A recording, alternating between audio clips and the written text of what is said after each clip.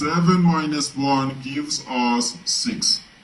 And here inside this parenthesis we have 7 minus 11, which equals negative 4. So 6 times negative 4, which equals negative 24. But this answer is not correct, because according to the order of operations, first we have to do parentheses, then exponents, then multiplication or division, and finally addition or subtraction. Remember that multiplication and division have equal priority and you have to go from left to right. And the same applies to addition and subtraction. In this expression, we have one subtraction, one multiplication, and one parenthesis. Inside this parenthesis, we have one subtraction. Here we have a multiplication, because in mathematics, when a number is placed next to parentheses, it means multiplication, and we usually don't write the multiplication sign for brevity.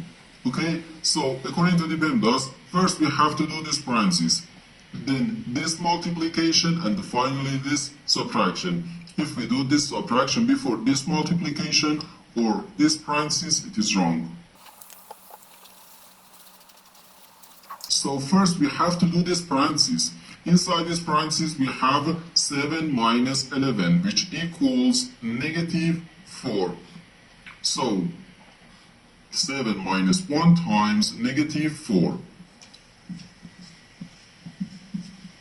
Now we have one subtraction and one multiplication. According to the PEMDAS, multiplication has higher priority than subtraction, because multiplication comes before subtraction. So here, first we have to do this multiplication. 1 times negative 4 is just negative 4. So 7 minus negative 4. Negative times negative gives us positive. So 7 plus 4, which equals 11. And this is our final answer to this problem. The correct answer is 11.